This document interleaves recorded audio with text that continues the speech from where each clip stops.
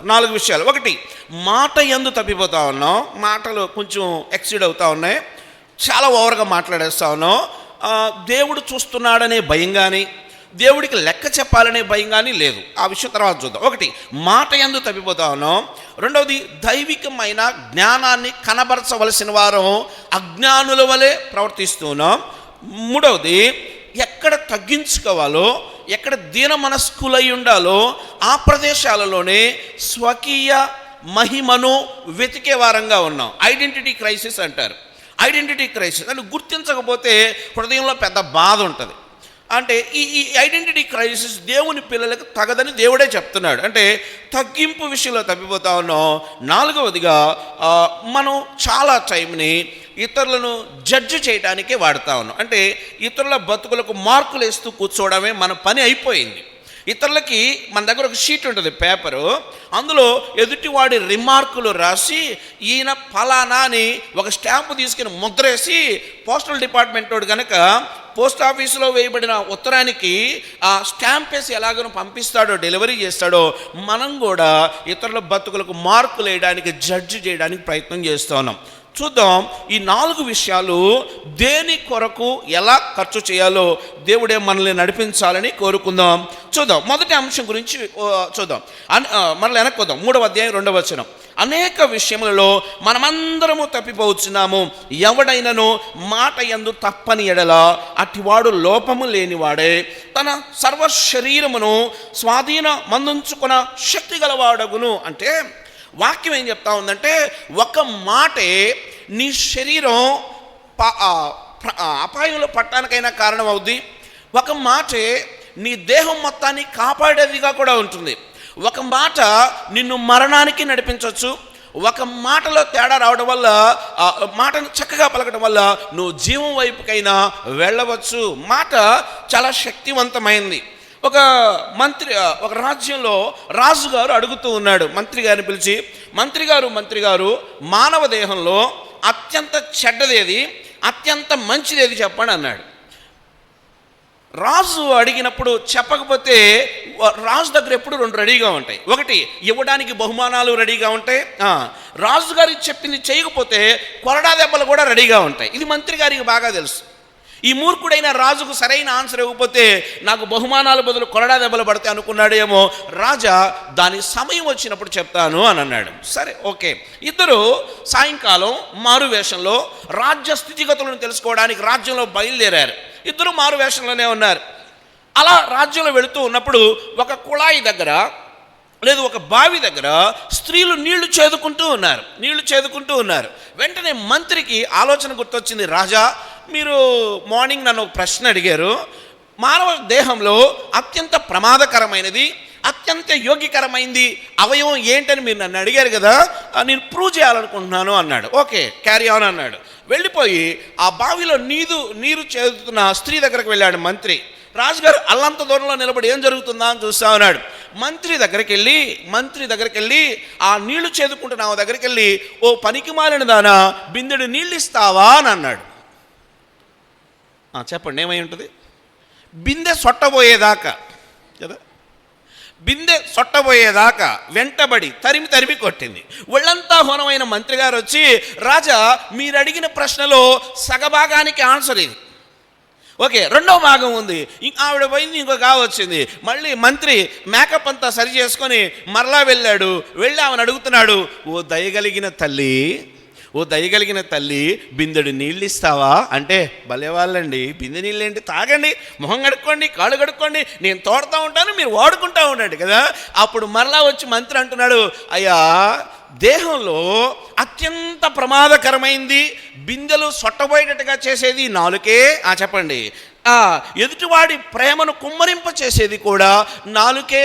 అందుకే అక్కడ కింద వచనంలో ఉంటుంది, నాలుక అగ్ని కాదా కదా. నాలుక ఎలాంటిదంట? అగ్ని కాదా. ఒకవేళ మనందరం నాలుకను సరిగా చేసుకోకపోతే, అంటే దాన్ని సాధు చెయ్యలేమని వాక్యం చెప్తా ఉంది. ఏంటనంటే, దేన్నైనా సాధు చేయొచ్చు. క్రూర మృగాలు అంటే జ్ఞానం లేని క్రూర మృగాలను కూడా సాధు చేయవచ్చును, కానీ నాలుకను సాధు చేయువాడు లేడు అని బైబిల్ చెప్తుంది. అక్కడే కింద కంటిన్యూషన్లో ఉంది. ఎందుకు అంటే నాలుక ఆ ఉన్నటువంటి పెద్ద ఓడని ఆ లంగరు ఎలాగును తిప్పుతుందో మానవుని యొక్క జీవితాన్ని కూడా నాలుక లేదు నోటి నుండి వచ్చు మాట తిప్పుతుంది అని అనేక మాటలు రాయబడ్డాయి. నిజమే. బలలో చేయవే ముందు ఒక ప్రశ్న వేసుకుందాం. మన మాటలు ఎలాగున్నాయి? చాలాసార్లు చాలామంది భావన ఎలా ఉంటుందంటే ఎదుటోడిని ప్రశ్నించడమే తప్పు అన్నట్టుగా ఉంటుంది. కాదు. ఇంట్లో పనికిమాలిన భర్తున్నాడు, అన్ని తప్పుడు నిర్ణయాలే తీసుకుంటున్నాడు. ఆయన ఆ నిర్ణయాలు తీసుకొని చేస్తూ ఉంటే భార్య మౌనంగా ఉంటే ఈ ఇల్లాలు రేపొద్దున రోడ్డు మీద ఉండాల్సి వస్తుంది.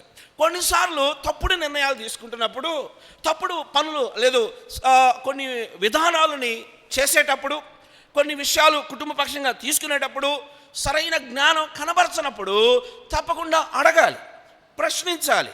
ప్రశ్నించడం ద్వారా అవతల వ్యక్తి సరి చేసుకోవడానికి, చక్కబెట్టుకోవడానికి అవకాశం ఉంటుంది. చాలామంది భావన ఏంటంటే ఎదుటివాడు ఏదైనా చెప్పినప్పుడు మౌనంగా ఉండటం విధేయత అనే ఒక భయంకరమైన ఆలోచనలో ఉంటారు చాలామంది. కాదు. ఎదుటివాడు ఒక నిర్ణయం తీసుకుంటున్నప్పుడు ఆ ఉన్న భార్య లేకపోతే పిల్లలు కూడా కొన్నిసార్లు మంచి సలహాలు ఇస్తూ ఉంటారు. సలహాలు ఇవ్వడం ప్రశ్నించడం ఎప్పుడు ఎన్నటికీ తప్పు కాదు. ఎందుకు కాదు అనంటే ప్రశ్నించడం సరిచేయటం, చక్కబెట్టడం ఆ వ్యక్తి తీసుకున్న నిర్ణయానికి అది దాన్ని ఒక గొప్ప నిర్ణయంగా మారుస్తుంది, ఒక ఉన్నతమైన నిర్ణయంగా మారుస్తుంది. అందుకే ఆలోచనాకర్తలు ఉండుట శ్రేయస్కరం అని ఉంది బైబిల్లో. ఆలోచనాకర్తలు ఒక్కొక్కసారి భర్త ఆవేశంలో తీసుకునే నిర్ణయాలు కుటుంబాన్ని గలిబిలి చేయవచ్చు. బాధ్యత కలిగిన వ్యక్తులు తీసుకునే నిర్ణయాలు కొన్ని సంఘాలని గలిబిలి చేయవచ్చు. అప్పుడు చిన్నవాడిచ్చే చిన్న సలహా కూడా ఆ నిర్ణయాన్ని బలపరుస్తూ ఉన్నతంగా మారుస్తుంది. ప్రశ్నించడం ఎప్పుడు తప్పు కాదు. అయితే ఆ ప్రశ్నించే ఉద్దేశమే జాగ్రత్తగా లేకపోతే తప్పు. ప్రశ్నించే ఉద్దేశం సరిగా లేకపోతే తప్పు. ప్రశ్నించడం ఎప్పటికీ తప్పు కాదు. అలా ప్రశ్నించడం వల్ల నిర్ణయాలు తీసుకునే వాళ్ళు మంచి నిర్ణయాలు, దైవికమైన నిర్ణయాలు తీసుకోవడానికి అవకాశం ఉంటుంది. ఇంటి యజమానిని సంగమునకు శిరస్సు క్రీస్తు అయితే ఇంటికి ఎవరంట శిరస్సు భార్యకి. నేను శిరస్సు లాంటి నన్నే కోచింగ్ చేస్తావా అంటే చాలాసార్లు ఇలాంటి థింకింగ్లో ఉన్నప్పుడు దైవికమైన చిత్తం చేయటం కుదరదు. అది ఎక్కడైనా సరే. అంటే ప్రశ్నించడం ఎప్పుడు తప్పు కాదు, కానీ ప్రశ్నించే వాని యొక్క ఉద్దేశం ఏమిటో ఆ ఉద్దేశాన్ని దేవుడు చాలా స్పష్టంగా చేస్తాడు. మాట్లాడటం తప్పు కాదు, మాట్లాడాలి. దేవుడు జ్ఞానం ఇచ్చాడు, మాట్లాడాలి. కానీ నీ మాట వెనుకున్న ఉద్దేశం, నీ మాట బయటికి వెళితే అది చేసే ఆ హడావుడి ఇదంతా కూడా దృష్టిలో పెట్టుకొని మాట్లాడాలి. అందుకే మాట గురించి చాలా మాటలు ఉన్నాయి. నేను అవన్నీ చెప్పను. ఎందుకు చెప్పనంటే ఇవన్నీ మీరు రెగ్యులర్గా చదువుకునేయే. ఒకటి చెప్తా ఏంటంటే మాట ఎంత నష్టాన్ని చేస్తుందో చెప్పను. ఎందుకంటే ఆ నష్టం అందరూ అనుభవించుంటారు. గ్యారంటీగా బైబిల్లో కూడా ఆ మాటలు కనిపిస్తూ ఉన్నాయి. అయితే మృదువైన మాట ఎంత ప్రోత్సాహకరంగా ఉంటుందో అది మాత్రమే చెప్తా. మాట ఎంత నష్టపరుస్తుందో మీకు బాగా తెలుసు, చాలా బాగా తెలుసు. మాట్లాడుకోవడం వల్ల సంబంధాలు తెగిపోతాయి. మాటలు మీరడం వల్ల సంబంధాలు తెగిపోతాయి. మాటలు మీరడం వల్ల పొందే సహాయం కూడా రాదు. మాట సరిగా లేకపోతే వ్యక్తిత్వాలు గాయపడతాయి. మాట సరిగా లేకపోతే ఐక్యత రాదు. మాట సరి చేసుకోకుండా సమాధాన పడదాం రండి, ఐక్యంగా ఉందాం రండి, మనందరం దేవుని పిల్లలు అంటే కుదరదు. నువ్వు సరి చేసుకోకుండా, నీ తప్పు నువ్వు తెలుసుకోకుండా సమాధానం నువ్వు వెతికితే అది నీ దగ్గరకు రాదు. ఐక్యతని మాట చెబితే కుదరదు. ఐక్యతకు పునాది అయిన మాట సరిగా ఉండాలి. ఐక్యతను ధృవీకరించే, దృఢపరిచే నీ మాట ఎలాగుంది. చాలామంది ఈ రోజున ఇష్టానుసారంగా మాట్లాడుతూ ఉన్నారు. దైవజనులను దూషించే వాళ్ళు, లేకపోతే దేవుని పరిచయం చేసే వాళ్ళని కూడా తేలిగ్గా మాట్లాడేస్తూ ఉన్నారు. నోరు ఎంత దూరం వెళ్తూ ఉందంటే చాలా భయంకరంగా అనకూడని మాటలు కూడా అనే స్థాయికి. జాగ్రత్త, దేవుడు చూస్తూ ఉన్నాడు. దేవుడు పెట్టే వాత చాలా భయంకరమైంది. దేవుడి ఆశీర్వాదం కూడా అంతే గొప్పగా ఉంటుంది. హద్దు మీరితే శృతి మించితే దేవుడు సైతం కూడా దాన్ని యాక్సెప్ట్ చేయడు. ఓకే, బైబిల్ గ్రంథంలో మాట ఎంత కార్యం చేస్తుందో మీరు ఇంటికి లేదా ఎన్ని చదువుకోండి, టైం లేదు కాబట్టి నేను చెప్పను. సామెతల గ్రంథం 18వ అధ్యాయం 21వ వచనం. మాట మంచిదైతే ఏం జరుగుతుందో చూద్దాం. సామెతల గ్రంథం 18వ అధ్యాయము 21వ వచనం ఏమని రాయబడింది? చాలా ప్రాముఖ్యమైన మాట. జీవ మరణములు నాలుక వశ్యము కదా. ఒకడికి జీవింప అంటే ఎంత శక్తివంతమైందో చూడండి. నాలుక జీవాన్నైనా ఇచ్చేది నాలుకే, ఎదుటోడికి మరణాన్ని ఇచ్చేదైనా నాలుకే. జీవమైనా ఇస్తుంది. అంటే నీ మాట దేవుని మాట అయితే అది ముద్రించబడి అనేకుల బ్రతుకులకు వెలిగిస్తూ ఉంది. కృష్ణా జిల్లా అక్కడ కూడా ఒక తాళ్ళూరు అనే విలేజ్ ఉంది. ఆ తాళ్ళూరు అనేటువంటి విలేజ్లో మీటింగ్ జరుగుతూ ఉంది. ఆ మీటింగ్లో వాక్యం చెప్తూ ఉంటే ఆ మాట చెప్తూ ఆ వాక్యంలో ఒక వ్యభిచార సంబంధమైన స్త్రీ తన బ్రతుకును మార్చుకుంటే దేవుడు ఎంత కార్యం చేస్తాడో చెబుతూ ఉన్నప్పుడు ఒక స్త్రీ సరుకులు కొనడానికి షాప్కి వచ్చింది. ఎక్కడి నుంచో శబ్దం వింటా ఉంది. ఆవిడ ఒక నిమిషం ఆగి ఆ వస్తున్న వాక్యం ఏదో నా గురించే చెప్తున్నట్టుంది, నా బ్రతుకు గురించి చెప్తా ఉన్నట్టుంది అని ఆవిడ ఒక నిమిషం ఆ సంచి పక్కన పెట్టి వింటా ఉంది. ఎంత గొప్ప ఆశ్చర్యం ఏంటంటే ఆ గ్రామంలో ఆవిడ పాపాత్మురాలైన స్త్రీగా ముద్ర వేయబడింది. ఆశ్చర్యం, ఆ మృదువైన దేవుని మాటలు విన్న ఆమె ఆ సంచి అక్కడ పడేసి పరిగెత్తుకుంటూ ప్రార్థన జరిగే స్థలానికి వచ్చి పెద్దగా ఏడుస్తుంది. తర్వాత మీటింగ్ అయిన తర్వాత ఏంటమ్మా అంటే ఆ మాట నా బ్రతుకుని పట్టుకుంది. అవును, ఈ ఊళ్ళో అత్యంత చెడ్డది ఎవరు అంటే నా పేరే చెప్తారు. కానీ ఆ దేవుని మాట నన్ను ఎంత ప్రభావితం చేసిందంటే నేను దేనికోసం బ్రతకాలో, నా బ్రతుకు వెనక కలిగిన దేవుని ఉద్దేశం ఏంటో దేవుడు నాతో మాట్లాడాడు. చాలా ఆశ్చర్యం. ఎక్కడో షాపు దగ్గర ఉన్న ఒక వ్యక్తి యొక్క జీవితాన్ని దేవుని మాట ప్రభావవంతం చేసింది. ఇప్పుడు ఇలా అనుకుందాం, ఆవిడ ఆ పాపంలోనే బతుకుంటే అలాగనే చనిపోయి ఉండేదేమో రోగాలతో. కానీ ఆశ్చర్యం, ఆ ఊరిలో ఆ స్త్రీ తర్వాత రోజుల్లో పెద్ద మందిరాన్ని కట్టి దేవుని సేవ చేయడం ప్రారంభించింది. నాలుక చాలా శక్తివంతమైంది. నీ నోటి నుండి జీవపు మాటలు వస్తే, ఆదరణకరమైన మాటలు వస్తే, ప్రేమించే మాటలు వస్తే ఎంత ప్రభావం ఉంటుందంటే అది నువ్వు కూడా గ్రహించలేవు. నువ్వు కూడా దాన్ని ఆ గ్రహింపులోనికి నీకు రాకపోవచ్చు. కారణం ఏంటంటే అది తప్పకుండా ప్రభావితం చేస్తుంది. నీ మృదువైన మాట అనేకులను ప్రభావితం చేస్తారు. కొంతమంది బాసులాగా ప్రవర్తిస్తారు. చిన్న పెత్తనం ఇస్తే బాసులాగా బిహేవ్ చేస్తూ ఉంటారు కదా. చాలాసార్లు ఎదుటి వాళ్ళు హర్ట్ అవుతూ ఉంటారు, చెప్పలేరు. వాళ్ళ హృదయాలను మదన పడుతూ ఉంటారు. అంటే చాలాసార్లు ప్రభు మనల్ని బాసులుగా ఉండమని చెప్పలే. ఆయన సీరియస్గా లేచి ప్రభురాత్రి భోజనం దగ్గర ఒక టవల్ తీసుకొని, ఒక బకెట్ తీసుకొని, నీళ్లు తీసుకొని ప్రతి వాని పాదాల దగ్గరికి వెళ్ళడం ప్రారంభించాడు. అక్కడ ఉన్న వాళ్ళు ఆశ్చర్యపోయారు. అయ్యా, నువ్వు ఎక్కడ కూర్చోవలసినాడు తెలుసా? అక్కడ కూర్చోవలసినవి ఆ కుర్చీ దిగి ఇక్కడున్నావేంది? ఎక్కడా? మా పాదాల దగ్గర కదా.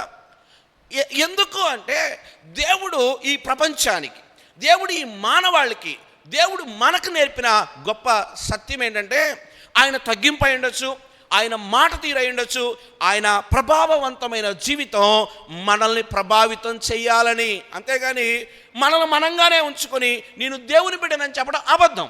నీ నోటి మాటలు మార్చుకోకుండా, నీ దురుసుతనం మార్చుకోకుండా, నీ యొక్క గయ్యాళితనాన్ని మార్చుకోకుండా, లేకపోతే నేను దీనురాలైన భార్యనని నువ్వు చెప్పుకుంటే కుదరదు, నీ భర్త చెప్పాలా. లేకపోతే నేను దీనుడైన భర్తను అని నువ్వు చెబితే కుదరదు, ఎందుకంటే నీ భార్య చెప్పాలా. భార్యాభర్తల మధ్య ప్రతిరోజు ఏదో ఒక గొడవ ఉంటానే ఉంటుంది. అయితే ఎన్ని ఉన్నా తిరిగి ఐక్యపరచబడడం ఒక్క క్రీస్తులోనే సాధ్యం. ఏ ఇద్దరు భార్యాభర్తల మధ్య దేవుడు ఉంటాడో, ఏ ఇద్దరు భార్యాభర్తల మధ్య దేవుడే పునాదిగా ఉంటాడో, ఏ ఇద్దరు భార్యాభర్తల మధ్య దేవుని రక్త ప్రోక్షణానుభవం ఉంటుందో, ఒకవేళ ఆవేశాన్ని బట్టి మాట్లాడుకున్న మర్రా వాళ్ళలో ఐక్యతనిచ్చువాడు దేవుడే. అంటే మాట జీవాన్నైనా ఇస్తుంది, మాట మరణాన్నైనా ఇస్తుంది. ముందుకు పోదాం. సామెతల గ్రంథం 12వ అధ్యాయం 18వ వచనం ఏమని రాయబడింది? సామెతల గ్రంథం 12వ అధ్యాయం 18వ వచనం. అని కొన్ని మాటలు ఎలా ఉంటాయంట? కత్తిపోటు అంట. అక్కడ నేను చెప్పడంలో వాక్యంలో ఉంది. ఏమందంట? మాట ఎలా ఉంటుందంట? కత్తిపోటు. ఈయన మాట్లాడితే ఎదుటోడి ఎలా ఉంటుందంటే అసలు అది చాలా కష్టం అనమాట. దాన్ని తీసుకోవడం చాలా కష్టం. కనీసం నా మాట ఎదుటోడిని బాధ పెడుతుందనే గ్రహింపులో కూడా ఉండడు. ఎంత గ్రహింపు ఉండదు అంటే, నేను మాట్లాడేది సత్యం, నేను చేసేది సత్యం, నేను చూసేది సత్యం, నా బ్రతుకే సత్యం అని తనకు తానుగా ఒక సర్టిఫికెట్ రాసుకొని మెళ్ళేసుకొని తిరుగుతూ ఉంటాడు. ఇలా తిరిగేవాడికి వాడు చేసిన తప్పును వానికి అర్థం చేసుకోవడం కూడా చాలా కష్టం. అక్కడ చాలా ప్రాముఖ్యమైన మాట చదువు కంటిన్యూషన్. కత్తిపోటు, ఆ వాక్యం కంప్లీట్గా చదివేసి పెద్దగా చదవాలి. సామెతల గ్రంథం 12వ అధ్యాయం 18వ వచనం.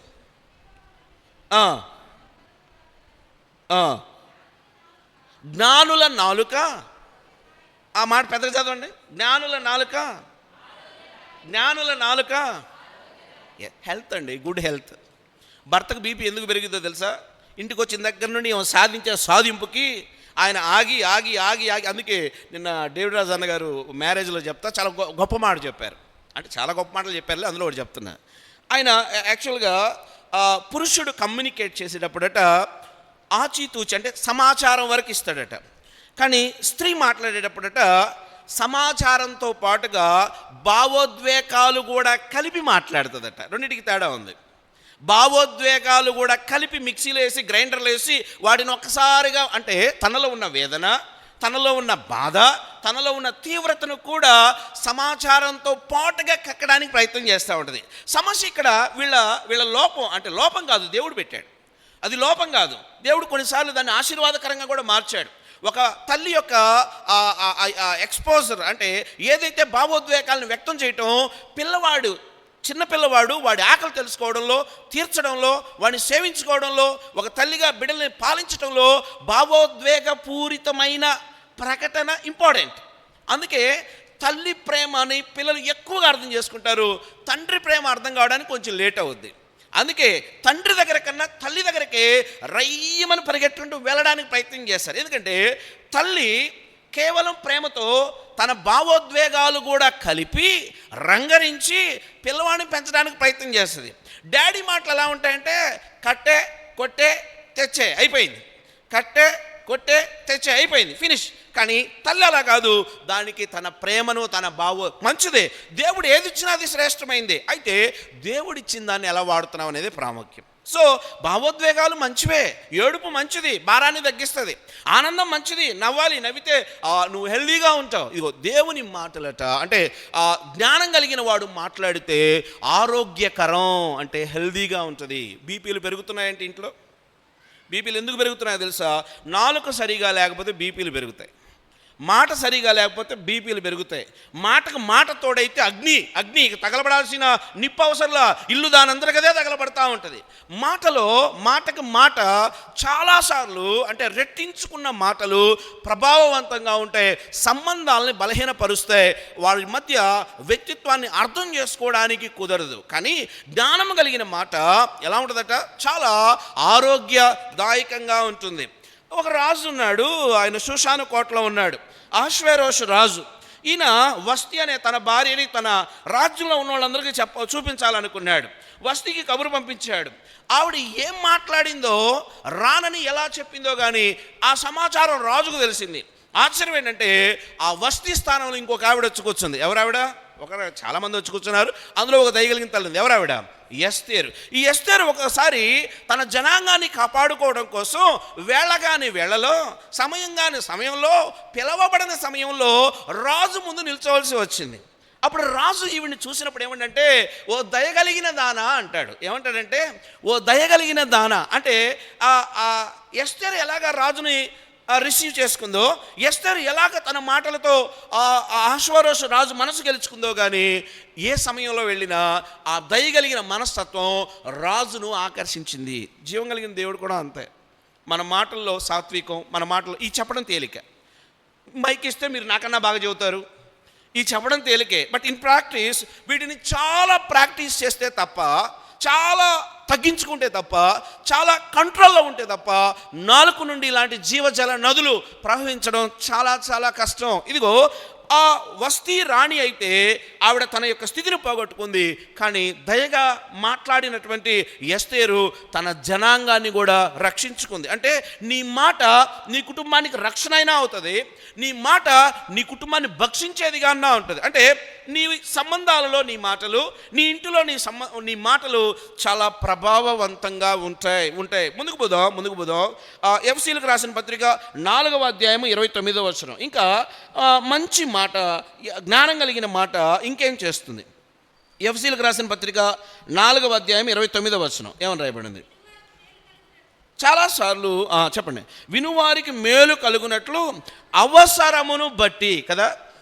చాలామంది భార్యలు ఏం చెప్తారంటే, మా ఆయనంత పనికిమాలోడు ఎవరూ లేరండి అని ఊరంతా చెప్పుద్ది మహాతల్లి కదా. నీ భర్త పనికిమాలోడైతే ఇంట్లోకి వెళ్ళి ప్రార్థన చేసుకో. నీ భర్త పనికిమాలిన తనం గురించి దేవుని సన్నిధిలో గోజాడు. నీ భర్త పనికిమాలిన తనని బట్టి ఇంట్లో మోకాళ్ళు దండేసి లేకపోతే మోకాడి ప్రార్థన చేయి. నీ భర్త పనికిమాలినోడని ఊరంతా చెప్పుకుంటే ఉపయోగం ఏముంది? వాళ్ళలో కూడా చులకన చేయడం తప్ప, అతని సాక్ష్యాన్ని పోగొట్టడం తప్ప నీ వలన అతనికి కలిగే మేలేమీ ఉండదు కదా. సామెతల గ్రంథంలో ఏముందంటే, పట్టణపు గవిని యొద్ద తన భార్య వల్ల భర్తకట ఘనత వస్తుందట. పట్టణపు గవిని అంటే ఎక్కడ నలుగురు కూర్చొని మాట్లాడుకుంటారో, ఎక్కడ కొన్ని పెద్దలు చేరతారో అక్కడ ఈ భార్య చూపించే ప్రేమను బట్టి అక్కడ ఘనత వస్తుంది. చాలాసార్లు ఇంటి విషయాలు దేవుని సన్నిధిలో చెప్పే కన్నా, దేవునికి చెప్పే కన్నా, ఇంటి విషయాలు దేవునితో మాట్లాడే కన్నా లోకులతో మాట్లాడడం వల్లే ఎక్కువ పలచన, ఎక్కువ చులకన, ఎక్కువ కుటుంబానికి సాక్ష్యం లేకుండా చేసుకోవడం, ఎక్కువగా కుటుంబాన్ని రోడ్డు మీద పడేసుకోవడం. భర్తలు కూడా ఉంటారు. భార్యను బట్టి వచ్చిన ఒక చిన్న ఇబ్బంది లేదా చిన్న సమస్య ఇందు మూలంగా 50 మందికి తెలియజేయమనగా కదా, పాత రోజుల్లో డప్పు తీసుకొని కదా, ఇందు మూలంగా 50 మందికి తెలియజేయమనగా. ఇక సహోదరుల విషయం చెప్పే పనే లేదు కదా. ఎదుటోడి బలహీనత మీద కూర్చొని రాజ్యం చేయాలనుకుంటాడు అవతలోడు. ఎందుకో తెలుసా? ఎదుటోడి బలహీనతను తెలిసినప్పుడు అతని దగ్గరికి వెళ్ళి, అయ్యా నీ గురించి ఇలా అనుకుంటున్నారు, నీలో ఈ బలహీనత ఉన్నట్టుగా కనిపిస్తుంది, సరి చేసుకో, చక్కబెట్టుకో, దీని నుండి బయటికి రా, ప్రభు నీకు సహాయం చేస్తాడని చెప్పడం పోయి, ఈయన అసలు చేసినోడికి చెప్పకుండా ఇంకొక గుంపు ఉంటుంది, ఆ గుంపు మొత్తానికి చెప్పి మొత్తానికి వీడిని ఆడుంచాలి, ఇక్కడ ఉంచాలి కదా. ఒక తాకీదు రాసేస్తారు, ఇక వీడికి ఎక్కడా కూడా నో ఎంట్రీ కదా. ఏది దైవికం కాదు, ఏది దైవికం? తప్పు తెలిసినప్పుడు వెళ్ళి అతని దగ్గరకు తీసుకొని అతని ఆ విషయం నుండి బయటకు వచ్చి తిరిగి దేవుని సేవించేటట్టుగా చేయడం దైవికమా? లేకపోతే టేబుల్ డెసిషన్స్ తీసుకొని ముద్రేసి స్టాంప్ వేసి వీడు పనికిరాడని నిర్ణయించడం దేవుని యొక్క ఉద్దేశమా? చాలాసార్లు మన నిర్ణయాలు మన యొక్క ఇచ్చలను బట్టి నడుస్తూ ఉన్నాయి, దేవుని వాక్యాన్ని బట్టి నడవడంలే. అందుకే చాలా తప్పులు దొరుకుతూ ఉన్నాయి, చాలా సమస్యలు వస్తూ ఉన్నాయి, ఐక్యత రావడంలే, సమాధానం రావడంలే. ఎందుకు రావడం లేదని ఆలోచించే ఆ పరిస్థితి లేదు. ఒక భర్తగా, ఒక భార్యగా సమాధానాన్ని వెంటాడినప్పుడు, సమస్య అంటే ఇద్దరు తెలుసుకున్నప్పుడు ఆ కుటుంబాన్ని అద్భుతంగా వాళ్ళు పాలించగలుగుతారు. ఇది జరగడంలే. మిరియాము అక్క ఎవరమ్మా? మోషే కూషు దేశపు స్త్రీని చేసుకున్నాడంట. ఎవరిని చేసుకుంటే ఈమెకు వచ్చిన బాధ ఏంది? ఈవిడ సభ్య సమాజంలో ఏమంటుందంటే, మోషేకైనా దేవుడు కనపడ్డాడు, మోషేనైనా దేవుడు ఏర్పాటు చేసుకున్నాడు, మమ్మల్ని ఏర్పాటు చేసుకోలేదా, మమ్మల్ని ఎన్నుకోలేదా, మేము కాదా రాగాలు చేస్తూ ఉంది. ఈ రాగాలు ఒక ఆయన విన్నాడు, ఆయన వచ్చి సాక్ష్యం చెప్తాడు, మోషే ఈ భూమి మీద ఉన్న వారందరిలోకెల్లా మిక్కిలి ఎంత గొప్ప మాట. ఏమంటే ఎవరికి బాగా తెలుస్తుంది చెప్పండి? ఇప్పుడు దేవుడిని అలాగ ఉంచుదాం. చిన్నప్పటి నుంచి మిరియాం అక్క మోషేతేనో పెరిగింది, మోషేతోనే తింది, మోషేతేనో లేకపోతే ఆ సహవాసంలో కొనసాగింది. ఇన్ని ఎరిగిన అక్క మిరియాం అక్క ఇష్టం వచ్చినట్లుగా మాట్లాడుతున్నప్పుడు ఆ అంశంలోకి ఎవరు కలగజేసుకున్నాడు తెలుసా? దేవుడే కలగజేసుకున్నాడు. జాగ్రత్త, నోరుందని ఇష్టం వచ్చినట్టుగా మాట్లాడితే దేవుడు కలగజేసుకుంటాడు. నోరుందని ఇష్టానుసారంగా పెద్ద చిన్న వావి వరుస లేకుండా మాట్లాడితే దేవుడు కలగజేసుకుంటాడు. ఇష్టం వచ్చినట్టుగా మాట్లాడి దైవ సేవకుల్ని, దేవుని పిల్లల్ని, లేకపోతే బాధ్యత కలిగిన వారిని, ఆ బాధ్యతలు చేస్తున్న వారి మీద రాళ్ళు వేయటానికి ప్రయత్నం చేస్తే దేవుడే కలగజేసుకుంటాడు. ఇంటి యజమానికి చులకన చేసి మాట్లాడితే దేవుడు కలగ చేసుకుంటాడు. ప్రేమించవలసిన భార్యని ఒక విచ్చలవిడిగా మాట్లాడేస్తే దేవుడు కలగ చేసుకుంటాడు. దేవుడిచ్చిన బిడ్డల్ని బహుమానాలుగా పెంచకపోతే దేవుడు కలగ చేసుకుంటాడు. అంటే సంబంధాల్లో, బాంధవ్యాల్లో మాట చాలా ప్రభావవంతమైంది. అది జీవాన్ని ఇస్తుంది, లేదు మరణాన్ని ఇస్తుంది, అది ఆరోగ్యాన్ని ఇస్తుంది, అది క్షేమాభివృద్ధిని కలగజేస్తుంది. ఇక నేను ఎక్కువ మాటలు చెప్పను, ఒక అంశం గురించి ఎక్కువ చెప్పేసుకున్నాం. మీరు ఇంటికి వెళ్ళింది చదువుకునేవారైతే సామెతల గ్రంథం 15:4 నోట్ చేసుకోండి. మరలా మీరు ఇంటికి వెళ్ళి రిఫర్ చేసేవాళ్ళైతే మత్తయి సువార్త 12వ అధ్యాయము 36, 37 వచనాలు చూడండి. అక్కడ ఏమని ఉందంటే, మీ మాట లెక్క చెప్పాలి అని ఉంది. మీరు మాట్లాడే మాట ఒక రోజున దేవునికి లెక్క చెప్పాలి అని ఉంది. అలాగే సామెతల గ్రంథం 16వ అధ్యాయం 24 వచనంలో ఏముందంటే, మీ మాట తేనెలాగా, మీ మాట తేనె అంత తీయగా మధురంగా ఉండాలి అని అక్కడ రాయబడి ఉంది. సో అవి రిఫర్ చేసుకోండి. సో మన మాట చాలా ప్రాముఖ్యమైనది. ఆ మాట చాలా జీవితాలను ప్రభావితం చేస్తుంది. మన మాట తీరుని మార్చుకుందాం. మన మాట అక్కడ మరలా తిరిగి యాకోబు పత్రిక 3వ అధ్యాయము 9-10 వచనాలు చదివి తర్వాత పాయింట్కి వెళ్ళిపోదాం. యాకోబు పత్రిక 3వ అధ్యాయం 9-10 వచనాలు ఏమన్నది అక్కడ? యాకోబు పత్రిక 3వ అధ్యాయం 9వ వచనం, దీనితో తండ్రి అయిన ప్రభువును స్తుతింతము. చెప్పండి. దీనితోనే దేవుని పోలికగా పుట్టిన మనుషులను ఏమండి, ఇక్కడ దేవుడు నేరేట్ చేస్తున్నాడు. ఎలాగంటే, మనిషి అంటే నీ తోటోడేమి ఆషామాషియోడు కాదు. బాగా గుర్తుపెట్టుకోవాలి. అక్కడ ఏమన్నది, దేవుని మామూలుగా మనిషిని అనొచ్చు, అక్కడ అలా అనలా, ఒక యాడ్జెక్టివ్ యాడ్ చేయబడింది. ఏంటో తెలుసా? దేవుని పోలికగా పుట్టిన మనుషుని. అంటే మనిషి చాలా విలువైన వాడండి. నీ సోదరుడు నీకు చాలా విలువైన వాడు. నీకు ఎవరిచ్చారో తెలుసా? దేవుడే ఇచ్చాడు. అది ఎవరైనా ఉండొచ్చు. నీకు తోటి మనిషి దేవుని ప్రేమను నీకు అర్థం చేయడానికి, దేవుని యొక్క ఆలోచన విధానాన్ని నీకు తెలియజేయడానికి, దేవునితో కలిసి నడవడానికి తోటి మానవుడు అవసరమని దేవుడే అనుకున్నాడు. ఆదాముకు ఆదాముని ఇవ్వాల. ఏమండి, ఒకళ్ళకి కేవలం తోడే అంటే ఆదాముకు ఆదామునిస్తే సరిపోద్ది. ఆదాముకు ఆదాముని ఇవ్వాల. ఆదాముకు ఎవరు ఇవ్వబడ్డారు? అవ్వమ్మ. అంటే సంథింగ్ కొంత డిఫరెంట్గా దేవుడే. నీకు భార్యని దేవుడిచ్చాడు, నీకు భర్తను దేవుడిచ్చాడు. జాగ్రత్త, దేవుడిచ్చాడు. ఏమన్నది అక్కడ? దేవుని పోలికగా పుట్టిన మనుష్యుని ఏం చేస్తామంటే, అక్కడ ఏం చేస్తాం? చదవట్లే ఎవరు? దేవుని పోలికగా పుట్టిన మనుషులను శపింతుము. 10వ వచనం, ఒక నోటి నుండి ఏ ఆశీర్వచనమును శాపవచనమును బయలువెళ్ళును. నా సహోదరులారా ఇలాగున ఉండండి అన్నుందా? ఏమన్నది అక్కడ? ఉండొద్దు, ఇలాగన ఉండొద్దు. ఎందుకో తెలుసా? అది ప్రమాదం. నీ తోటివాడు నీకు దేవుడిచ్చిన బహుమానం. నీకు అండగా కొండగా ఆదరణగా ఉండడానికి దేవుడిచ్చాడు. సో ఆ వ్యక్తిని కాపాడుకోవాల్సిన బాధ్యత నీకుంది. దూరం పెట్టడం దేవుని చిత్తం కాదు. తిరిగి చేర్చుకోవడం, తిరిగి ఆదరించుకోవడం, ప్రేమతో కలిసి జీవించడం దేవుని యొక్క ఉద్దేశం. మాట యందు మనం సరి చేయబడాలి. సమయం అయిపోయింది, ముందుకు పోదాం. నేను మిగతా పాయింట్లు చాలా స్పీడ్గా క్లోజ్ చేయడానికి ప్రయత్నం చేస్తాను.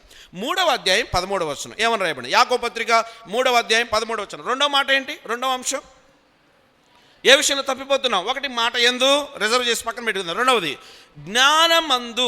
13వ వచనం, మీలో జ్ఞాన వివేకములు గలవాడెవడు? వాడు జ్ఞానముతో కూడిన సాత్వికము గలవాడై తన యోగ్య ప్రవర్తన వలన తన క్రియలను కనబరచవలెను. చాలా శ్రేష్టమైన మాట. ఈ జ్ఞానం అనే మాటకి ఇంగ్లీష్లో 2 పదాలు ఉన్నాయి. ఒకటి విజ్డమ్, రెండవది నాలెడ్జ్ అనే 2 పదాలు ఉంటాయి. నాలెడ్జ్ అంటే ఏంటి? విజ్డమ్ అంటే ఏంటి? నాలెడ్జ్ అనే మాటకి ఏమన్నారంటే understanding of the facts and information. అంటే నాలెడ్జ్ అంటే తెలుసుకోవడం. అంటే అర్థం ఏంటంటే, నీవు ఏ సమాచారాన్ని అంటే ఏదైనా ఒక సమాచారాన్ని నువ్వు తెలుసుకొని అర్థం చేసుకోవడమే నాలెడ్జ్. ఏదైనా ఒక అంశాన్ని నువ్వు తెలుసుకొని అర్థం చేసుకోవడం నాలెడ్జ్. అయితే విజ్డమ్ అంటే ఏంటో తెలుసా? నాలెడ్జ్కి ఎక్స్టెన్షనే విజ్డమ్. నాలెడ్జ్కి ఎక్స్టెన్షనే విజ్డమ్. విజ్డమ్ అంటే ఏంటంటే, నువ్వు తెలుసుకున్న దానిని, wisdom is the ability to apply the knowledge with good judgment, experience, insight. నీకో విషయం తెలిసింది, వెరీ గుడ్, బాగా తెలుసుకున్నావు, చాలా బాగా తెలుసుకున్నావు. అయితే నీవు తెలుసుకున్న దానిని బట్టి, నువ్వు తెలుసుకున్న దానిని నువ్వు ఎలా, ఎప్పుడు, ఎక్కడ, ఎలా ప్రవర్తిస్తావో అది జ్ఞానం. మళ్ళీ చెప్తా, నాలెడ్జ్ అంటే విషయ సమాచారాన్ని తెలుసుకోవడం మంచిది. నీకు తొందరగా అర్థమవుద్ది, కొంతమందికి వాక్యం వెంటనే అర్థమవుద్ది, కొంతమంది కొంచెం ఆలోచించి 4 సార్లు చదివితే 5ఓసారి ఎక్కుద్ది కదా. ఓకే, విషయ సమాచారాన్ని త్వరగా అర్థం చేసుకోవడం నాలెడ్జ్ అంటారు. నువ్వు తెలుసుకున్న విషయ సమాచారం ముందే దానిని సమయాన్ని బట్టి సందర్భాన్ని బట్టి దాన్ని వ్యక్తీకరించడమే విజ్డమ్. అందుకే కదా కొన్నిసార్లు పెద్దలు ఏం చెప్తారంటే జ్ఞానం కలిగి కాపురం చేయండిరా అంటారు, జ్ఞానం కలిగి ప్రవర్తించండి అంటారు. అంటే ప్రవర్తన అవసరమే, కానీ ఎక్కడ ఏది చేయాలో అది చేయడమే జ్ఞానం. నీకు అన్నీ తెలిసి ఉండొచ్చు, నీకు వాక్యం అంతా తెలిసి ఉండొచ్చు, ఇంత వాక్యం తెలిసిన చర్చికి వచ్చి మళ్ళీ కూర్చొని ఎందుకు వింటున్నావు? ఎస్ అంటే నీకు సమాచారం తెలిసి ఉండొచ్చు, ఆ సమాచారాన్ని ఎలా అప్లై చేసుకోవాలో చెప్పేదే జ్ఞానం. జ్ఞానం అనుభవంతో వస్తుంది. మామూలుగా నాలెడ్జ్ అనేది తెలుసుకుంటే సరిపోతుంది.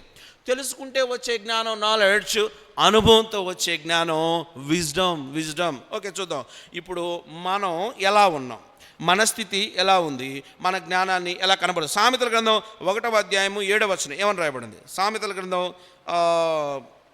1వ అధ్యాయం 7వ వచనం. సామెతల గ్రంథం 1 అమ్మా, యెహోవా యందు భయభక్తులు కలిగిండుట తెలివికి మూలము. చాలా ప్రాముఖ్యమైన మాట. దేవుని యందు భయభక్తులు కలిగి ఉండడం అనేది మనకి జ్ఞానాన్ని, తెలివిని ఇస్తుంది.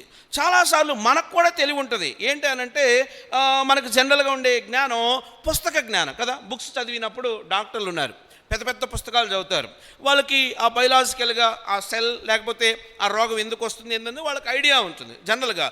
అంటే ఈ లోకంలో పుస్తక జ్ఞానం ఉంది. రెండవది మోరల్ నాలెడ్జ్ అంటారు. అంటే నైతికత.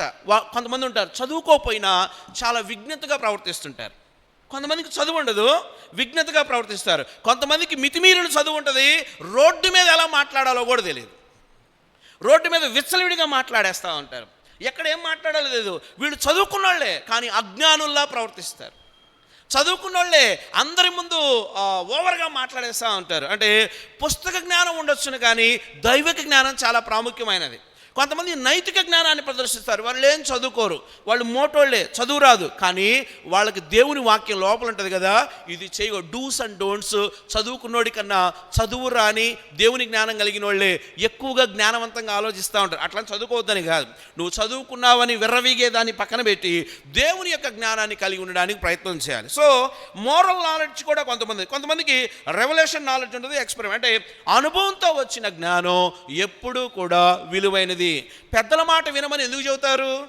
ఈ పెద్ద ఏదో మాకన్నా ఒక ఈ ఎత్తు లావు ఉన్నాడని కాదు, ఆయన అనుభవాలు చిన్నవారికి పాఠాలు, వారి అనుభవాలు చిన్నవారికి పాఠాలు. పెద్దవారు అనేకమైన విషయాలలో దైవికంగా పరిస్థితులను ఎదుర్కొన్నారు కాబట్టి తమకన్నా చిన్నవారికి జ్ఞానబోధ చేస్తారు. ఈయన మాట నేనేదేంది, నేను చదువుకున్నా, నేను సంపాదిస్తున్నా, నేను కదా చాలా చాలా సంపాదిస్తున్నాను అనే భావన కలిగిన సహోదరులు చాలామంది తమ కుటుంబాలను కట్టుకోలేకపోతారు. కారణం ఏంటో తెలుసా? ఆయన సంపాదిస్తున్నాడు, నేను సంపాదిస్తున్నా, ఆయన ఉద్యోగం చేస్తున్నాడు, నేను ఉద్యోగం చేస్తున్నా, ఆయనకున్నదేంది నాకు లేని కదా. అహంకారం.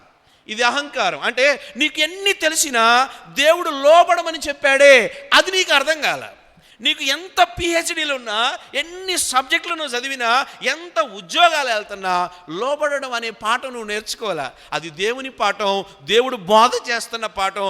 ఆ పాఠం నువ్వు నేర్చుకోకపోవడాన్ని బట్టి నీలో అహంకారపూరితమైన మాటలు, వ్యతిరేకమైన మాటలు వస్తూ ఉన్నాయి. ఓకే, ముందుకు పోదాం. జ్ఞానం చాలా విలువైంది. జ్ఞానాన్ని జ్ఞానవంతంగా ఖర్చు పెట్టాలి. కీర్తన గ్రంథం 19వ అధ్యాయం 2వ వచనం, యెహోవా యందు భయభక్తులు కలిగి ఉంటే జ్ఞానం. చూసాం. కీర్తనల గ్రంథం 19వ అధ్యాయము 2వ వచనం ఏమని రాయబడింది?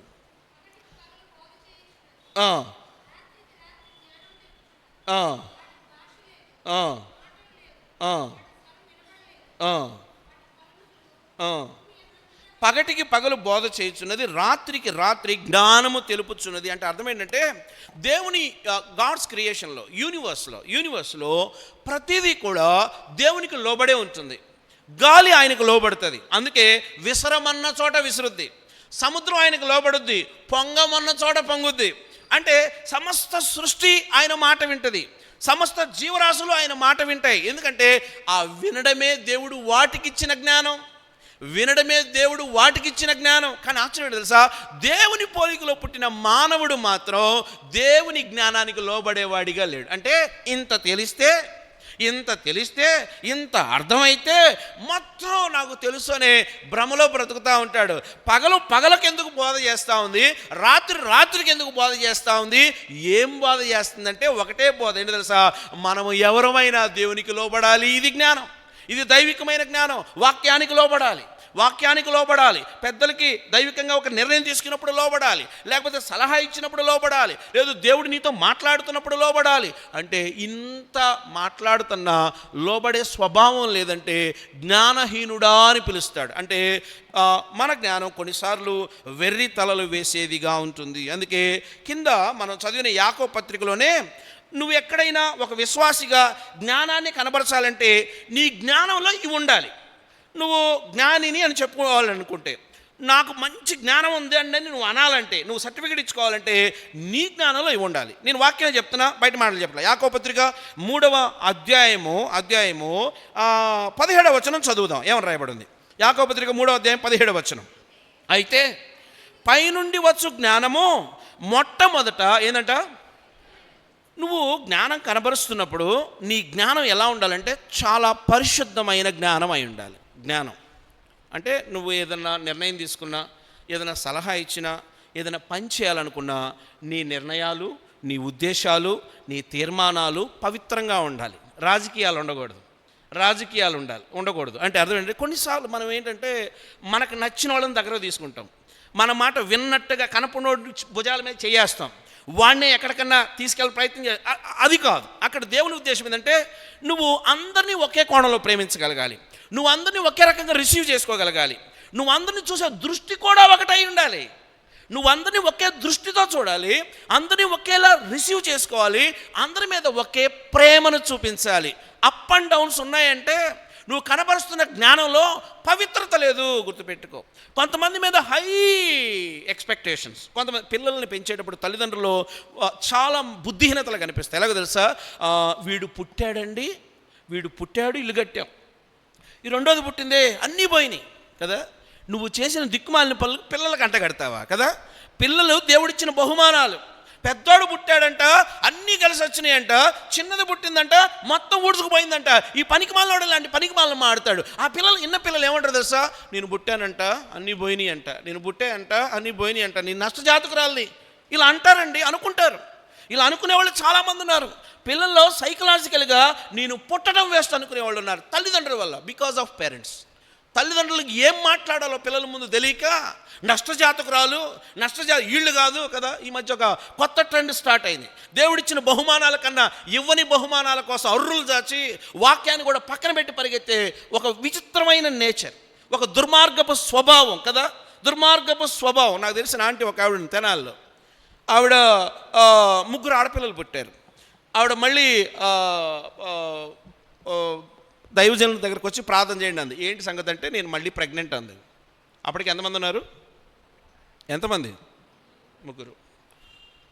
అమ్మ, ఈ రోజుల్లో నలుగురిని పెంచడం చాలా కష్టం, నువ్వు తీసుకుంటున్న నిర్ణయం కరెక్ట్ కాదేమో అంటే, ఆవిడ అంటది, దేవుడు నాతో మగబిడ్డని ఇస్తానని ఏం చేశాడంట? వాగ్దానం చేశాడట. 4 కూడా ఆడపిల్లే, మళ్ళీ 5 రెడీ. పాస్టర్ గారు ప్రార్థన చేయండి. పాస్టర్ గారికి ఎంత దైవజనుడి కోపం వచ్చిందంటే, బుద్ధిహీనురాల అజ్ఞానంతో ప్రవర్తిస్తూ ఉన్నావు, జాగ్రత్త, ఇలాంటి వాటి కొరకు ప్రార్థన చేయడానికి నా దగ్గరకు రాబాకు అంటే, ఈ పాస్టర్ గారు ఇంతే, దేవుడు నాకు వాగ్దానం చేశాడు మగపిల్లని. ఎంతమంది తెలుసా? 6 ఆడపిల్లలకి అంది. ఎంతమంది? పెంచలేక, 6 ఆడపిల్లలు పెంచలేక వదిలేసింది, అట్లా రోడ్డు మీద వదిలేసింది. కొంతమంది ఏమి నేర్చుకుంటారో అర్థం కాదు, వాక్యం ఏం చెప్తుందో అర్థం కాదు. ఎంత బుద్ధిహీనంగా ప్రవర్తిస్తారంటే, వాళ్ళని దేవుడే కలగజేసుకోవాలి, వాళ్ళ బతుకులతో దేవుడే మాట్లాడాలి, వాళ్ళకు మనుషులు మాట్లాడితే అర్థం కాదు. ఎందుకంటే వారు తాము కలిగి ఉన్నదని జ్ఞానం అనుకుంటారు, కానీ వారి జ్ఞానంలో అపవిత్రత ఉంది. జ్ఞానంలో ఏముండాలో చూడండి, ముందుకు పోదాం, టైం లేదు. జ్ఞానం పవిత్రమైందై ఉండాలి. రెండవది, జ్ఞానం నువ్వు కనబరిచే జ్ఞానం ఎలా ఉండాలో తెలుసా? సమాధానకరమైంది ఉండాలి. బాగా గుర్తుపెట్టుకోవాలి. నీ జ్ఞానాన్ని కనబరుస్తున్నావంటే, నీ వల్ల కుటుంబాలు కట్టబడుతున్నాయంటే, నీ వల్ల విడిపోయిన వాళ్ళు తిరిగి చేర్చబడుతున్నారంటే, నీ వల్ల సమాధానం అందరిలో కలుగుతుందంటే నీది దేవుని జ్ఞానం. నీ వల్ల మనుషులు విడిపోతున్నారంటే, నీ వల్ల జనాభా కొట్టుకుంటున్నారంటే, నీ వల్ల ఖండాలుగా విడిపోతున్నారంటే అర్థం ఏంటో తెలుసా? నీ జ్ఞానం దెయ్యపు జ్ఞానం. నేను అనడంలా, దేవుడు అన్నాడు. నా మాటలు ఏం కాదు, అక్కడ కింద కంటిన్యూషన్లో రాయబడింది. నీది దేవుని జ్ఞానమే అయితే అది పవిత్రంగా ఉండాలి. నీది దేవుని జ్ఞానం అయితే అది సమాధానకరంగా ఉండాలి. కంటిన్యూషను, సులభముగా లోబడునది. తర్వాత కనికరం ఉండాలి. నీ జ్ఞానం దేవుని జ్ఞానం అయితే చాలా గ్రేస్ఫుల్గా ఉండాలి. గ్రేస్ కదా, కనికరం ఉండాలి, జాలి కలగాలి. నీ జ్ఞానం నీకు జాలి కలిగేటట్లు చేయాలి. పరిస్థితులను బట్టి, ఆ స్థితిగతులను బట్టి నువ్వు స్పందించేవాడిగా ఉండాలి. ఆ తర్వాత మంచి ఫలములతో నిండుకొనిదై ఉండాలి. ఎలాంటి ఫలాలంట? దేవుని జ్ఞానం మంచి ఫలం ఇస్తుందండి. దేవుని జ్ఞానంతో నింపబడడం నీ జీవితంలో అది ఉన్నతమైన అనుభవాలు వెళ్ళేట్టుగా పొందుకునేట్టుగా చేస్తుంది. కంటిన్యూషన్, మంచి ఫలములతో నిండుకునేది, పక్షపాతమైనను ఏముండదంటే జ్ఞానంలో వన్ సైడ్ డెసిషన్స్ కదా, వన్ సైడ్. మనకు నచ్చనోడు ఏదైనా సలహా ఇస్తే మనకు ఎందుకో అది నచ్చదు, మంచిదైనా. మనకు నచ్చనోడు మనకు ఏదైనా సలహా ఇస్తే వాడు ఎంత మంచి సలహా ఇచ్చినా వాడు నచ్చడు. మనకి ఇష్టమైనోడు ఒక పనికిమాలిన సలహా ఇచ్చినా అది ఏదో వేదవాక్కులాగా, అదేదో దేవుడే ఆకాశాన్ని తెరిచి చూపించినట్టుగా రిసీవ్ చేసుకోవడం ముందే చాలా నువ్వు నిజంగా జ్ఞానివైతే, నువ్వు దేవుని బిడ్డవే అయితే, దేవుని జ్ఞానాన్ని కనబరిచేవాడివి అయితే, పక్షపాతమైనను అంటే వన్ సైడ్ ఉండవు. నువ్వు అందరినీ పక్షపాతమైనను, తర్వాత వేషధారణైనను లేనిదై ఉన్నది. ఓకే, మీరు ఇంటికి వెళ్ళిన తర్వాత ఎన్ని బ్రీఫ్గా చదువుకోండి. సో మన జ్ఞానం దేవుని జ్ఞానమా, మన జ్ఞానం దెయ్యపు జ్ఞానమా? 15వ వచనంలో ఉంది అక్కడ, యాకోబు పత్రిక 3:15 ఏముంది అక్కడ? ఈ జ్ఞానము పైనుండి దిగి వచ్చినది కాక భూ సంబంధమైనదై ప్రకృతి సంబంధమైనదై దయ్యముల జ్ఞానము వంటిది. ఎస్, పవిత్రత లేకపోతే, సమాధానం లేకపోతే, కనికరం లేకపోతే నీ జ్ఞానం నువ్వు కనబరిచినప్పుడు అనేకులకు దీవెనకరంగా లేకపోతే అది దెయ్యపు జ్ఞానమే. నీ ఆలోచనలు తప్పు, నీ బుర్రలో దెయ్యాలు ఉన్నాయి, అవి దూరం చేసుకోకపోతే నీకు నీ కుటుంబానికి నష్టం. ఓకే, ముందుకు పోదాం. 2 మాటలు చెప్పాం. 2 మాటలకి ఇంత టైం అయింది, ఇంకా 2 మాటలు కదా, త్వరగా క్లోజ్ చేస్తా. ఓకే, మాట ఎందైనను, రెండవది జ్ఞానమందైనను. 3వ మాట చూద్దాం, తగ్గింపు. 4వ అధ్యాయం 10వ వచనం ఏమని రాయబడి ఉంది? 4వ అధ్యాయము 10వ వచనం, ప్రభు దృష్టికి మిమ్మును మీరు తగ్గించుకొనుడి, అప్పుడు ఆయన మిమ్మును హెచ్చించును. తగ్గింపు చెబితే వచ్చేది కాదు, చేస్తే వచ్చేది. తగ్గింపు చెబితే వచ్చేది కాదు, చేస్తే వచ్చేది. అంటే ప్రభువే కదా. ఫిలిప్పీలకు రాసిన పత్రిక 2వ అధ్యాయంలో మీరు ఇంటికి వెళ్ళి చదవండి. ఎంత తగ్గించుకున్నాడంటే తగ్గింపుకు పరాకాష్ట. ఆయన సర్వోన్నతుడైన దేవుని కుమారుడై ఉండి నరరూపధారిగా భూమి మీదకి వచ్చి, కొన్ని వచ్చినోడు ఏమన్నా రాజుగా పుట్టాడా? అలాగా కూడా కాకుండా ఆయన లోక పాపములను మోసుకొని పోవు దేవుని గొర్రె పిల్లవలే భూమికి ఆకాశమునకు మధ్యగా ఆయన వేలాడదీయబడ్డాడు. మ్రానుపై వేలాడువాడు శాపగ్రస్తుడు. వాక్యం చెప్తుంది ఈ మాట. మ్రానుపై వేలాడువాడు శాపగ్రస్తుడు. ఎక్కడ దేవుడండి నా శాప పాపాలను ఆయన భుజం మీద వేసుకొని ఆయన రిక్తుడై భూమికి ఆకాశం. ఇంతకన్నా తగ్గింపేంటి? మనకెందుకు అహంకారం? మనకెందుకు చెబితే వినం? మనకెందుకు కొంచెం ఉంటే ఇంత చూపించాలని ప్రయత్నం చేస్తాం? ఉన్నది ఇంతే, కానీ ఇంత చూపించడానికి ప్రయత్నం చేస్తాం. పిల్లలు లేనప్పుడు పిల్లలు కావాలంటాం. పిల్లలు దేవుడు ఇచ్చిన తర్వాత ఆ దైవికంగా పెంచే విషయంలో ఫెయిల్ అయిపోతాం. మనకెందుకు ఇంత ఉంటే ఇంత చూపించాలని ప్రయత్నం చేస్తూ ఉంటాం. అనవసరమైన ఆడంబరాలు కదా, అనవసరమైన అంటే దైవికమైన లక్షణాలను మనం పొందుకునేదానికన్నా లోకాన్ని చూసి లోకంలాగా కదా. ఒకసారి అక్క నేను 10,000 అయినా లేనిదే చీరను కొననక్క అసలు కదా. ఇది గర్వపు మాట, తగ్గింపు మాట చెప్పండి. అక్క నేను 10,000 అయినా లేనిది అసలు ఆ చీరను ముట్టనక్క. ఇది గర్వంతో చెప్పే మాట, తగ్గింపుతో చెప్పే మాట.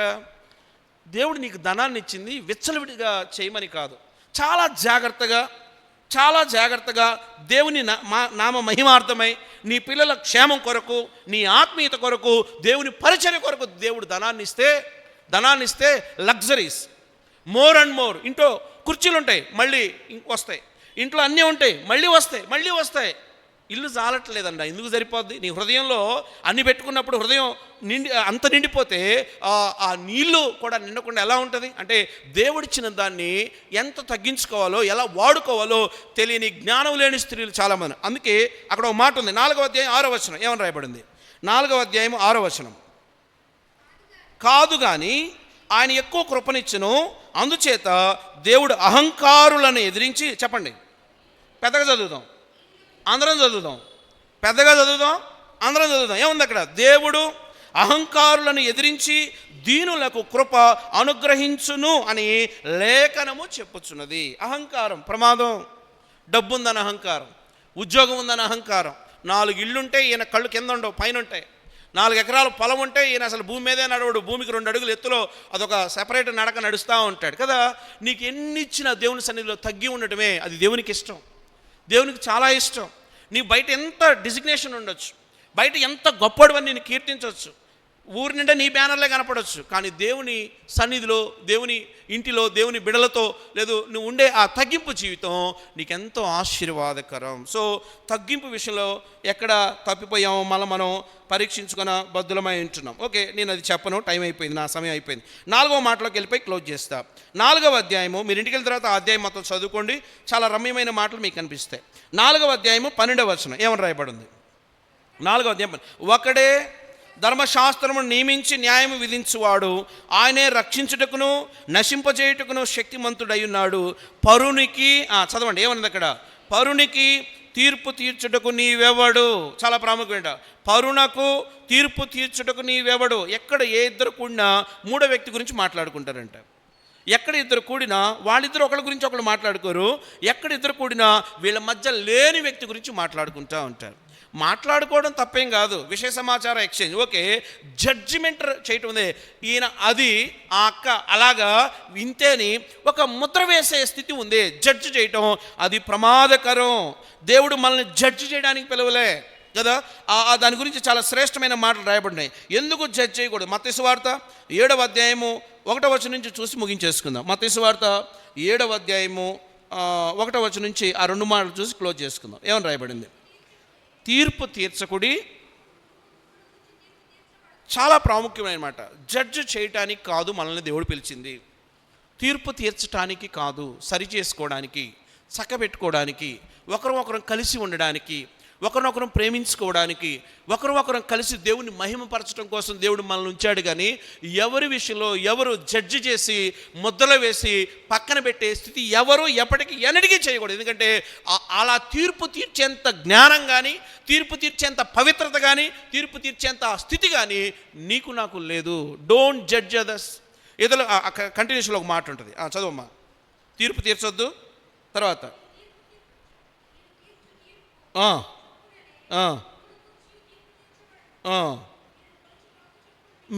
మీరు ఏది కొలుస్తారో కదా. మన దగ్గర ఓ స్కేల్, ప్రతివాడి దగ్గర ఒక స్కేల్ ఉంటుందట. ఈ స్కేల్తో మనం కొలుచుకునే కన్నా ఎదుటోళ్ళని కొలవడం ఎక్కువగా చేస్తూ ఉంటాం. సో ఈ స్కేల్ తగ్గట్టుగా లేరు కాబట్టి వీళ్ళు పనికి రానని ఒక ముద్ర వేసేస్తాం. జాగ్రత్త, ఇతరులకు తీర్పు తీర్చు నరుడా, నువ్వు తీర్పులోనికి వస్తావు. జాగ్రత్తగా ఉండాలంటే 4 ప్రాముఖ్యమైన విషయాలు చూస్తాం. 1 మాట యందు సరి చేసుకోవాలి, 2 జ్ఞానమందు సరి చేసుకోవాలి, 3 తగ్గించుకునే విషయంలో మనం సరి చేసుకోవాలి, 4వదిగా ఇతరులకు తీర్పు తీర్చే విషయంలో మనం చాలా జాగ్రత్తగా ఉండాలి. అలాగే మనం పరీక్ష చేసుకుందాం, యోగ్యకరమైన రీతిలో దేవుని బలలో చేయడానికి ప్రయత్నం చేద్దాం. కళ్ళు